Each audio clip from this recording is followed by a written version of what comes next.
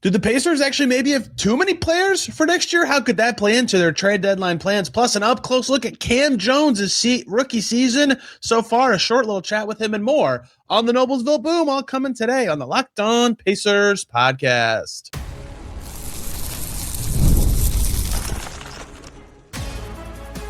You are Locked On Pacers, your daily Indiana Pacers podcast, part of the Locked On Podcast Network, your team every day. What's up, everybody? Happy Wednesday, and welcome into another edition of the Locked On Pacers podcast, where we, of course, talk about the Indiana Pacers. As always, my name's Tony East. I cover the team for Forbes and Circle City Spin, and today, much to discuss. It feels like every other day I have a new trade deadline thought or thing that I want to flesh out, and this is the perfect platform to do so. So today we're talking about the size of the Pacers roster. Do they have actually too many players for next year? We'll get into why that has crept into my head of late. I spent Monday during the day at Noblesville Boom headquarters watching them play the Delaware Bluecoats, which was noteworthy because Talon Peter and Ethan Thompson, and most noteworthy, Kam Jones, all played. More up-close looks at Jones for big minutes. I want to talk about his rookie season so far, and we chat for about 3 to 5 minutes. I'll throw that in here. I don't know the exact length because my phone ran out of storage in the middle of the interview, which is sick. And then we'll talk a little bit more about the Boom, and if any guys are standing out as the Pacers token every year, call it. But we start with, of course, trade stuff because it's that time of year. The trade deadline is in just over 2 weeks as the day that this episode comes out. And I keep doing something when I'm talking about this team, and I specifically keep doing it when I'm talking about Johnny Furphy. I talk about Johnny Furphy and I say, man, maybe he's making a case for a rotation spot next year. And then I think about it, and next year, already under contract, Haliburton, Nembhard, Nesmith, and Siakam, and McConnell, and Toppin, and Huff. And they'll presumably trade for a center. Who knows what pieces that would actually take to get. So if they have a center, basically they have 2 bench spots left for some combination of Walker, Furphy, and Shepard, and Mathurin if they re-sign him. That's 4 guys for 2 spots. And I keep thinking, okay, maybe he could exceed Walker or Shepard and get that spot. If Mathurin's back, they would get that. And then I stop and I'm like, wait. 1, who knows who would be back? We'll get to that part in a second. But 2, they have a draft pick coming in. Presumably that player is going to play. I keep seeing people say that a draft pick would start. I disagree completely. If the Pacers are trying to win a championship, they should not be starting a rookie. But that player would play and be likely in the rotation, although, Jarris Walker was not. Regardless, there's not a lot of space in that rotation. So who knows what they would, if anything, if they just sign a free agent, like pretend they sign Mitchell Robinson or Yusuf Nurkic, they trade away nobody for a center. There is a chance that there's just too many guys. And what I mean by that is, 1, Furphy, Shepard, Walker, and Mathurin would not be competing. He would be in the rotation for sure as well. Like, do they want to go into next season with none of Furphy, Shepard, or Walker in the rotation? And oh, by the way, that's not even the full extent of their depth reality. Again, that rotation being Haliburton starting with the same starters as the finals run with a different center, whoever that may be. So Haliburton, Nembhard, Nesmith, Siakam in a center, with a bench of then McConnell, a draft pick, one of the 4 guys I have said. If Mathurin's back, it'd be him. If not, one of Walker, Shepard, or Furphy, and then Toppin and Huff. That's like you would have 2 of Walker and Furphy and Shepard not in the rotation. And oh, by the way, depth piece Kam Jones. And Kam Jones, I have a question mark behind because his contract is still TBD for next year. It's half guaranteed right now. Micah Potter has a team option for next year. Where's Quentin Jackson in this? Is he on the team? Is he not on the team? His contract expires after this year, so he's put down to the side as well. That's a lot of guys. And some of those guys are probably, in their reality, a depth piece. It's okay if they're not playing. If Kam Jones is not playing rotation minutes next year, that's fine. If Johnny Furphy in the final guaranteed year, although his team option is TBD, I guess, with restricted free agency, they should probably want him to maybe play. Ben Shepard would be in the last year of his rookie deal. Should they be wanting him to play? Jarris Walker be going into the last year of his deal. Should they be wanting him to play? The only expiring contract of real consequence for the Pacers is Mathurin. And in many ways, that's good. Continuity for a team that just made the NBA Finals is good.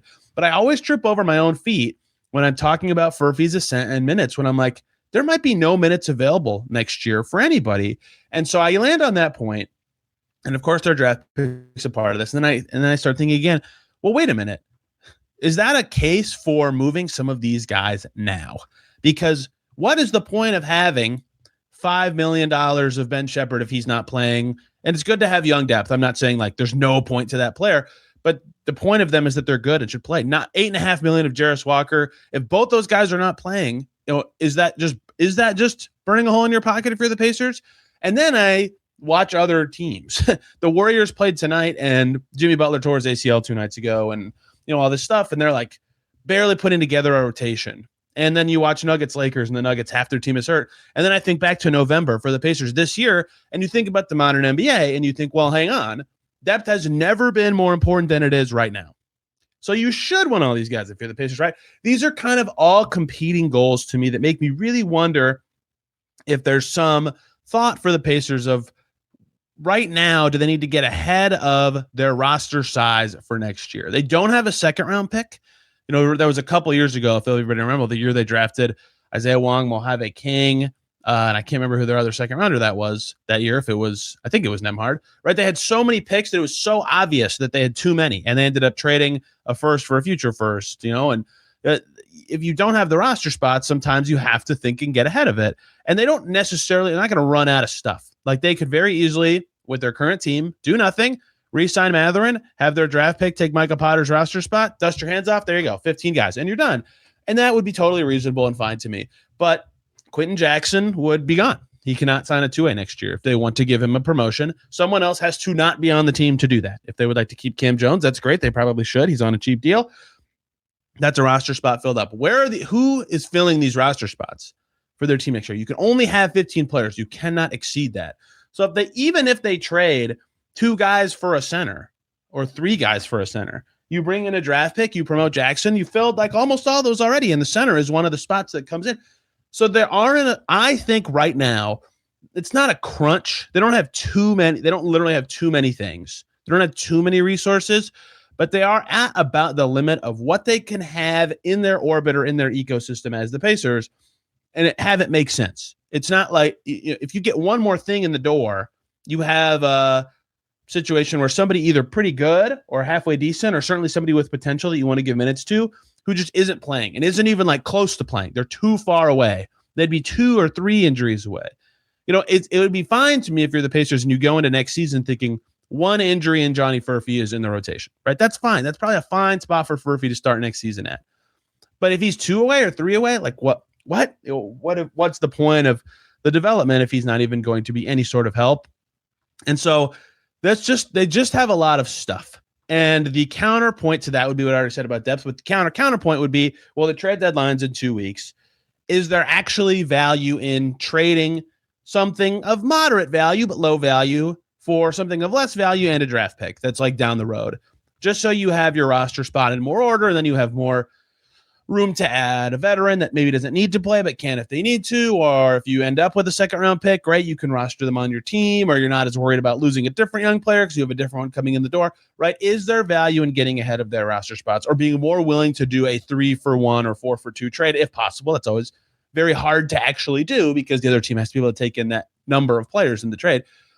So they just have a lot of guys, and all of them have a case to stick around or play. Ben Shepherd has been 2 times in the Pacers playoff rotation a useful contributor, including in the NBA Finals. Ben Mathurin is a legitimately very good player who has potential to be more and was also good in the NBA Finals. Jarris Walker played well in his only playoffs before he got hurt. Obviously, those guys have had different sorts of regular seasons right now. Johnny Furphy has no proven playoff track record, but is right now maybe the most encouraging young guy they've had all season. That doesn't even account for the ascent of, where's Quentin Jackson line up here? What if Kam Jones suddenly gets way better? What if their draft pick is number 1 overall, right? That player is going to play. So there's just so many, you could make the case for a lot of these guys, but you can't make the case that all of them should play. There's no one else you can just strip out of the rotation completely. So they just have almost too much stuff. And I keep forgetting that when I say, oh, Furphy's playing well enough that maybe he should play next year. It's, and maybe he should, but then someone else is not. And if that someone else is not, does it make sense for them to be buried on the team with an expensive contract? Not expensive, but bigger than their production level contract. Those are the kind of questions I think the Pacers need to answer at this trade deadline and in the summer. There is no crisis. There is no actual problem with their current reality, but there may be just a slight misuse of resources in a way that might encourage me more if I'm the Pacers to be willing to move some of my smaller mid-sized contracts in order to get one thing or know things but draft picks in a way that straightens out the team and roster spots a little bit more. One of those roster spots belongs to Kam Jones, who was hurt a lot of this season and then went to the Boom for a lot of games and has not played that much in the NBA, but I just saw him play 33 minutes for the Boom this week. I want to talk a little bit about what he's doing, a ridiculous question I keep getting about him, and then you're going to actually hear from him for a few minutes. It was fun to chat with him down in Noblesville. That's all coming up here on the Locked On Pacers podcast. But first, everybody, let me very quickly talk to you about FanDuel. Fridays always feel different during basketball season. FanDuel is making them even better. Every Friday night before the games tip off, FanDuel gives fans a new way to kick off the weekend with NBA Happy Hour. NBA Happy Hour is your official pregame, a limited time window where special offers drop right inside the FanDuel app before the action starts. Fridays from 6 to 7:30 Eastern. Appointment viewing with the NBA Happy Hour. Opening the FanDuel app during Happy Hour always gives you something new. Boosts, bonuses, surprises. It's easy to check the weekly special before tip-off and make a move before that window closes. The timing is perfect. It's right before the games. It's right before the weekend gets going. It adds extra energy to your Friday night basketball without overthinking it. So before tip-off, check the FanDuel app. See what's dropping during NBA Happy Hour every Friday from 6 to 7:30 Eastern. A little basketball, a little action, a whole lot of Friday energy. That's NBA Happy Hour, only on FanDuel, the official sportsbook partner of the NBA. We are back here on Locked On Pacers. Thanks for making this your first listen today and every single day. Hey, you want these episodes ad-free? Join the Everydayer Club. If you listen every day, it might be perfect for you. Plus, there's a Discord server you'll get access to with other Everydayer Club members and myself. Very cool thing that the Locked On Network is offering. You can find more in the description. Plenty more perks as well. Make your second listen Locked On Warriors. Woo! That's where I'll be headed. Charlie Walter, tell me about this. Kuminga is playing for the first time in over a month. Jimmy Butler's ACL is torn. Are they screwed? I'm very sad. I thought the Warriors could have been a fun playoff team. No longer do I think they could be a fun playoff team. Okay, we're back to the Pacers. I have not had time to really dive into Kam Jones. No one has. He's played 11 NBA games for the Pacers this year. He's played 82 total minutes. They've over half their season's gone. He's played 82 minutes. Now, obviously, he was hurt for a huge chunk of their season. It's just shocking to hear that said. And a lot of those minutes came in his most recent game, right? He played 29 of them. So over a third of his minutes came in that game in Detroit where the Pacers just got whooped for very obvious health reasons. He's only played over 10 minutes, I believe, 3 times. And one of those times he played 10 minutes and 6 seconds. So most of his opportunities have been low minute chances. So it's hard to get a feel for that kind of player. Somebody asked me recently, I actually got 2 of these. I got one of these via text from an NBA friend. They don't cover the league or work in the league. They just are interested in it. And one from a fan, I presume, on Twitter that said, is this guy a bust? First of all, no. No one this early in their career can be coined any sort of thing. Obviously, he did not get the start of his career he wanted with the arrest and the back injury, but it's so early. It's impossible to say who's good or bad. Dalton Connect, everybody thought was awesome last year. He stinks. You just never know. Right. But it's also ridiculous to ask because no one's seen him play, right? The 82 minutes is nothing. And he's played much more than that in the G League, but not so much that, I can take a bunch of grand things from that. He's played about 140 minutes in the G League. So any sort of notion of Kam Jones being a finished product or that the Pacers should have some massively changed opinion of him is ridiculous.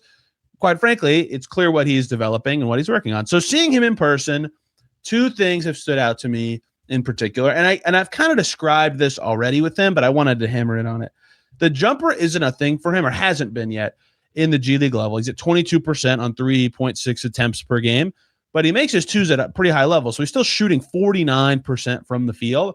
So what I think stands out about him so far is he very rarely, and the Boom don't really ever ask him to do this. There's not just spread it out, high pick and roll for them. Well, other players have done it, but not necessarily with Jones. When he has the ball and there is somewhere for him to go where there is space, there's no one else on his side of the floor, so he can kind of go forwards and to the left or right, or he catches it and there's actually space in front of him because the defense is already rotating, he will move into that space and see what it does. He will keep the advantage alive. It's kind of like Jarris in that way. And if there's a floater for himself or a layup that he could get to, he's got enough wiggle and kind of shiftiness to get to it. And if there's not, he'll pull it out or try a more daring pass. But he doesn't really take that many middies, which is good. I like the way he processes space in front of him. He does it quickly. It's not a lot of hold and see the space and then go into it. It's right on it. But without a jumper, it's really unique how to it's why that space is there. It's because he's not getting fully guarded, off the ball.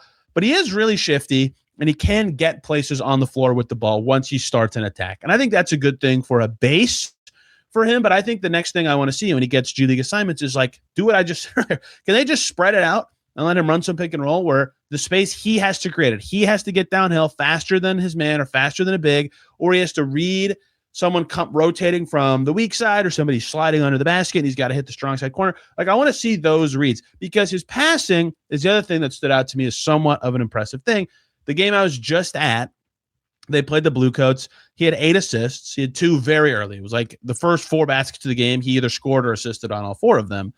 And he moves it around the perimeter pretty quickly or decisively, which is good. So his passing feel is fine.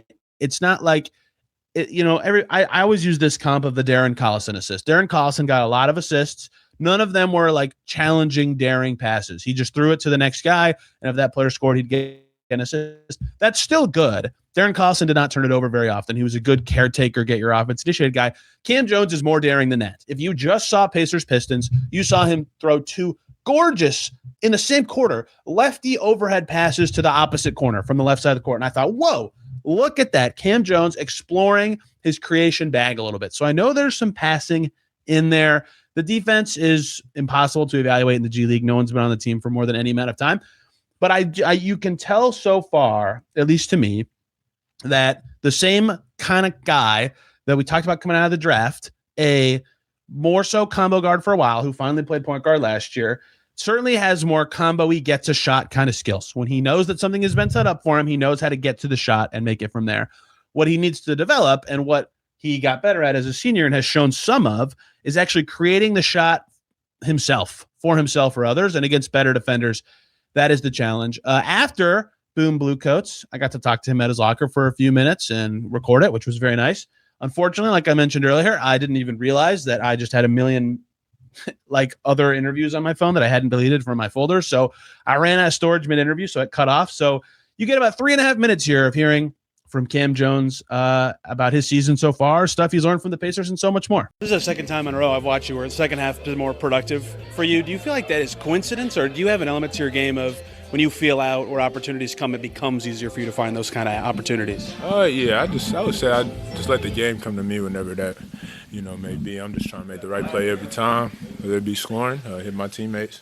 Every single time I'm just trying to make the right play on both ends. You mentioned after your back injury that you've never had an injury that long before in your career. Now do you feel back to normal, back up to speed? Is there still an element of working through conditioning, injury, things like that? It's injury, no, I'm fine, but as far as conditioning goes, it never really stops. Regardless of how great in shape you is, there are going to be times where you're out there breathing pretty hard. So, it's always just especially I've learned from TJ. How do you push through that? And that gives you an extra advantage, an extra step on your opponent. And I'm just trying to get better at that. A rookie learning from a 34-year-old is pretty funny. What has TJ meant to you and taught you this year? Man, it's meant more than you can think, more than I can even describe. Even the first half of my career. He's been great. A lot of the older guys on the team have been very good with me and kind of taking me under their wing. Everybody says forever and ever game reps are the best way to improve. What do you get out of these games when you come play for the Boom? Exactly that. Just get some reps of game speed, game shots, game plays, and it's good to be able to do that. When you're thinking about playing here, is there a skill you want to focus on? Is there a type of thing you're hoping to accomplish or get out of it, or is it just that game reps, get out there? It's really just winning. When I'm playing, that's really the only focus. At the YMCA or in here in this arena, that's the only focus. So doing whatever we got to do that. More Pacers appearances recently. How have you felt about your play with those guys? As far as scoring the ball, I don't think definitely wasn't my best game against Detroit, but. I feel good. I feel confident in myself to, be ready the next time I go out there and be more productive. What's Rick been working with you on, skill-wise? Just being a point guard, being secure with the ball, being, the leader on the floor, the coach on the floor when I'm out there.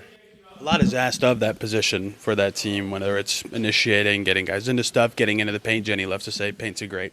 How do you feel like you've learned that system so far, and what's the next step for you in getting it down? It's always, something to learn, and it's always a learning curve. We have a lot of these same principles here in Indiana that we did at Marquette as far as, shot categories, the shots we want to take, how we want to play. So it's just getting better at that and, building the chemistry with the guys on the floor. Anybody besides TJ been particularly important for you this year? Yeah, man, really all the older guys, double A, Drew, P, all those guys, I learned from them even when they're not talking to me. Tyrese, all those guys have just been teaching me things and kind of taking me under their wing. NBA ball is much more, complicated. When you watch film now, what are some things that you are critical of yourself of and things that you're happy that you're doing? I'm kind of upset with myself with the amount of turnovers I had today. As a point guard, that's really my biggest pet peeve is, giving the ball to the other team. So definitely want to clean that up. What was the other part? What did you guys mean? Well, the good things that are happening, too, when you watch film as well. On me or just NBA? Both. The NBA, man, these dudes are, more advanced, physically extremely advanced. These dudes know how to use their body and kind of manipulate the game, if that makes sense. And hope you guys enjoyed that. Always love hearing from the athlete's perspective and love that it's possible for those Boom interviews to go straight into this podcast feed. I hope you learned something interesting about Jones, and I think his mentality is also very good. He's very receptive to veteran knowledge and like more than willing to play in the G. Not an everybody thing in the NBA. But he's back with the Pacers. He's been recalled, and I believe is with them up in Boston for their game tonight. Speaking of the Boom, some of you might roll your eyes at this, but hey, they snap up Tony Bradley out of the G League last year. He's still on their team to this day. They snapped up Jahlil Okafor out of their program last year. O'Shea Brissett became a big player for them.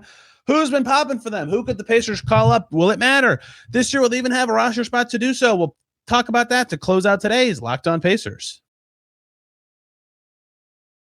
But first, everybody, I need to talk to you guys about Quo, new year, new systems. This is the time when a lot of us look at the messier parts of how we run our businesses and think there has to be a better way. And there is. Streamlining your communications is one of the quickest upgrades you can make. That's why today's episode is brought to you by Quo, spelled Quo, the smarter way to run your business communications, because when your team is reachable, organized, and communicating in one place, you're not just working cleaner, you're creating more opportunities and connecting with customers. Your whole team can call and text from one shared business number so nothing gets missed.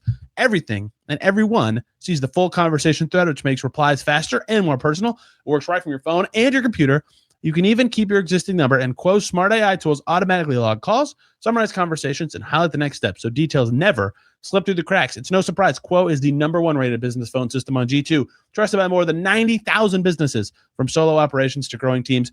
Make this the year where no opportunity and no customer slips away. Try Quo for free. Plus, get 20% off your first 6 months when you go to quo.com/LockedOnNBA. That's QUO.com/LockedOnNBA. Quo, no missed calls, no missed customers. We are back here on Locked On Pacers. Thanks for making us your first listen today and every single day. Fun out of hoops in the NBA. The Lakers won. They beat the Nuggets. That's very rare. I hope that's a playoff series. I love that those teams hate each other. So make Locked On Lakers your second listen here about LeBron and being very old and still playing well and the things they might do at the trade deadline. Or Locked On Knicks, who the Knicks are imploding. They've lost a bunch of games in a row. They had a players-only meeting. The big markets are funny right now. Carl Towns, what's going on there? The Locked On Knicks, we'll have more for you. Okay, the Boom themselves. The rest of the team does, in fact, exist and matter. I know everybody sometimes is like, why are you talking about the Boom? Well, they already called up Gabe McLaughlin this year. Last year, they called up Jahlil Okafor, Gabe York, Nate Hinton. I mean, I could go on forever about the millions of players that have been called up from the Boom and have done actual real things of serious consequence for the Pacers. I know I just said some names just now, but O'Shea Brissett is the face of this. They always do one, and they already have done one. So full stop right there. Gabe McLaughlin might be the one, even though he only was active for one game, but the Pacers do like to evaluate their G League team, see who's playing well. They use similar systems, albeit obviously different rosters make different things possible, to see who should be called up or worthy of different opportunities and see if that player could provide long-term value of any kind. Ben Moore got a standard contract being called up from the G League the very first year of the 2A contract. Right, there's been a lot of these guys that have become something. Terry Taylor maybe was approaching O'Shea Brissett for the most famous of this. Anyway, I've said the real names now. So the thing about it this year is pretend the Pacers have a roster spot after the trade deadline. I would personally think Quentin Jackson would have a standard contract coming his way if that's what they have. But they don't have to do that. I mentioned this on the trade preview show with Brett last week. They don't have to do that until early March. That's when the 2-way contract signing deadline is. And that's also noteworthy, by the way. They could sign a player from the Boom to a 2-way. Regardless, they could do what they did last year. I don't know how many people remember this timing. They signed Jahlil Okafor to a 10-day after the trade deadline, after the All-Star break, but before that March deadline, so they could fill the roster spot and evaluate somebody. Okafor only played one game. That might be an interesting kind of in-between time where they could do what I've been saying and evaluate a young player or a G League guy see if they could have an NBA future, and if not, just turn to Q and then give their 2-way to somebody else. So who are the contenders? What's going on down in Noblesville right now? Well, if you have closed your eyes and missed everything from the Boom for the last month or so, which I can't blame you. One, Kyle Guy was their best player. He was balling. He looked awesome. 22 points a game, shooting well from three, like 10 threes a game, 7.5 assists. He was creating everything. He looked awesome. I would have naturally said right here, he's a local kid as well, that he would have the best shot at a 10-day or a spot. He's not 2A eligible, but he's not with the Boom anymore. He has signed in China, well earned. He played very, very well this season and earned it. And so that pivots to other guys. The one guy that I think you might hear the most about is Jalen Slauson. Jalen Slauson is both.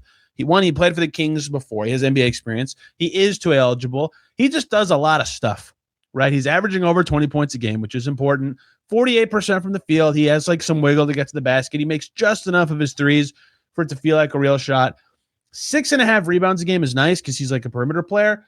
His passing is the thing that I always thought was like, okay, what level of passer is he? He had 4.6 assists per game right now. I just watched a game, like I said, against the Blue Coats, where he was driving, got in the lane, and you could tell he wanted to pass out to the corner. And he jumped in the lane, and he looked to the corner and realized while in the air that the defenders were rotating out to the corner, and the lob right in front of him was wide open. And without looking, flipped it up, and I think Samson Johnson jumped up and slammed it down. And I thought, wow, he has more vision than I realized. He has some all around kind of pop and NBA experience that makes me think, okay, if they're going to, if their goal or hope of evaluation with their roster spot, and by the way, remember, he played it for the team in training camp and preseason. They know him very well. That would make some logical sense to me as a call-up candidate, just as somebody who, can do a little bit of everything. And he's not like young, but he's youngish. Like that's the kind of guy that if you're the Pacers, you'd bring in and see if they can do anything of note. Like in the preseason, he didn't really do a lot. He's 26, but he's been solid for them all season. Gabe McLaughlin's still on that team. He's an okay shooter, but better finisher inside the arc. He's a monster on the glass. Same thing he was in preseason. You all know a lot about him because he literally was on the Pacers this season, albeit for only one day. I think he'd be a contender for both a 10-day or a 2-way. Cody Martin's back on that team. Cody Martin, who played for the Pacers, of course, earlier this season on his hardship 10-day. They acquired his rights very early in this calendar year. In his 6 G League games, he's not scoring a lot, but he just does everything, right? High-level passer, 2 steals a game, good rebounder for being like 6'5". You all know about him. He's an NBA player, right? This is his first season with more of his time in the G League than the NBA. He would naturally be a candidate for the Pacers, especially if they are going for any sort of constructed real rotation instead of an evaluation rotation, just because of how talented he can be at all sorts of things. That's why they brought him in for a hardship early this season. So if you maybe rank most likely to least likely guys to get a call up from the Boom, I would say Slauson would be first and Martin would be second and McLaughlin would be third, although McLaughlin already got one. Him and Martin might be a little interchangeable. So I'm keep your eye on these guys. Cam Hildreth, he's from Wake Forest. He's a first-year G League guy. Every time I watch him, I'm like, this guy's kind of good. He can really get around the court with the ball. His shot is really interesting as a scorer. I don't think he's in the top 3 to 5 candidates, but I certainly enjoy watching him play. Samson Johnson, their rookie big from UConn, he's shooting 76%.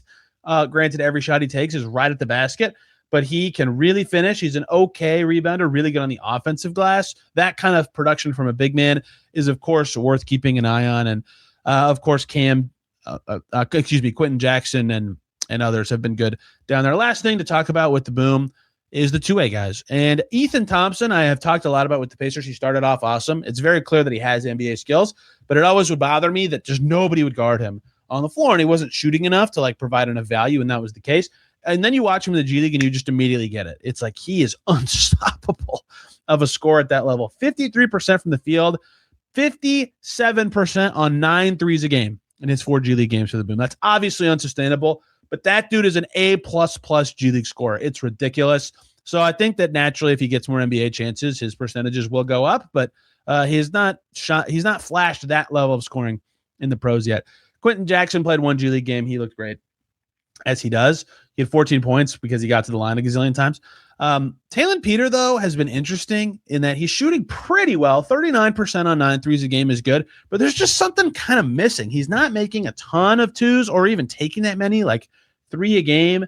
He doesn't get many offensive rebounds. His passing has been good enough. His steals, he gets enough, but it just feels like there's like one piece of impact missing that just would make him feel a lot better. Anecdotally, it hasn't felt as strong of performances as the other two-way guys or some of the rest of the NBA hopefuls. He obviously should and will get chances with the Pacers down the stretch of the season, but sometimes like some quarters of play, I'm like, whoa, Taylor looks awesome. Like he's making everything. He's rocking the rim. This is great.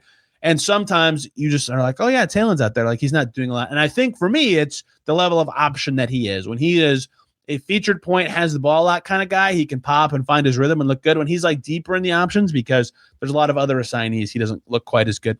That is your boom update. I probably won't do one of those again for a while until maybe early March when it's time for them to consider calling somebody up. But I really want to talk about Kam Jones and for this episode. How fun was that? Thank you guys so much for listening today. We'll be back tomorrow talking Pacers Celtics. Woohoo. And then we'll have a guest Thursday night coming into their Friday game. Another finals rematch. It has a little bit of lost its luster at this point of the season. Thank you all so much for listening today. You can find me on social media at Tony R. East and this podcast at Locked On Pacers. Thank you all so much for listening. We will see you very soon.